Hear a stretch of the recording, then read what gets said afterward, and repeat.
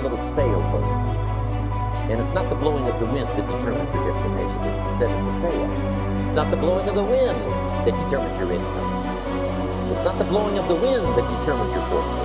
It's the setting the sail. Many of us are not able to move forward and develop and manifest our greatness because we spend so much time looking back or worrying about the future. Seize the moment. See, you cannot go into the future and manifest your greatness when you have various things in your life that's blocking you. Here's the most important one of all. Don't doubt yourself. If I've got miracle working power to change my life, so do you. If I've got the ability to change, so do you. If I've got the ability to read, so do you. If I can discover, so can you. If I can grow, you can grow. Long journey, long dark night. But when you hold on to your dream, don't let anybody kill it in you. Just hold on to that dream. When it doesn't make sense to anybody, including you sometimes, just hold on. Once you give yourself an opportunity to try and to stretch, you'll find out you can do more than you could ever begin to imagine. See, you're worried about the things you don't have. You're worried about the things people say about you. But if you build it, they will come. And you love it, it'll grow. So you want to have some other plans going on. You want to become creative. See, most people don't keep their commitments because when something goes wrong, they just stop. They don't have a contingency plan. So they don't know what to do next. You do know what to do. You got genius in you. Challenge yourself, push yourself, make yourself come up with something. Use your imagination. And what you will find is that you know more than you realize that you know. That you're more creative and more resourceful than you realize that you are. Now there are laws. The law of belief says that your beliefs become your realities. But the things that you believe may not necessarily be true. However, if you believe them intensely enough, they will become true for you.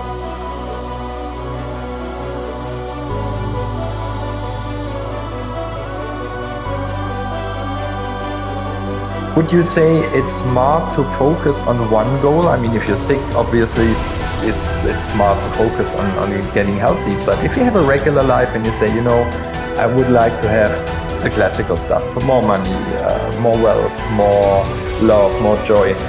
Would you say in those meditations it's smart to focus on different goals, or should it rather be the big goal, like a big vision I have for my life, that all the steps on the way are just marks I will pass at one point?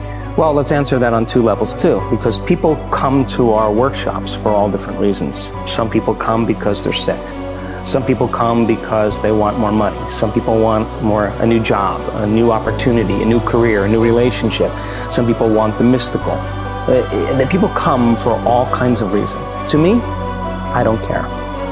What I care about is that they latch on to a vision and they learn how to create.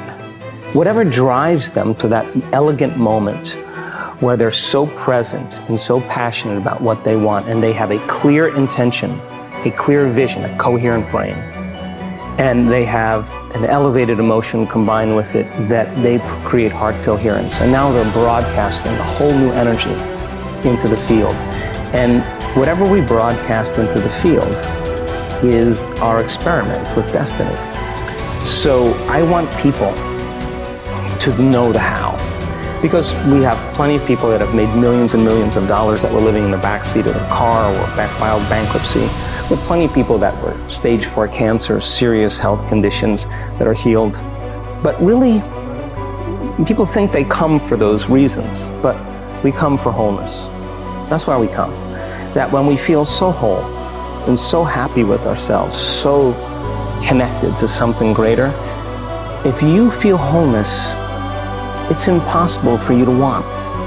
How can you want when you're whole? When you're whole, you feel like you have everything. So I want people to reach that point where they feel so whole that they no longer want, and that's when the magic happens. Teaching them that allows them to understand that when they come back to their senses, they open their eyes. They're not looking for the experience. They feel like it's already happened. And if you feel like it's already happened, why would you be looking for it?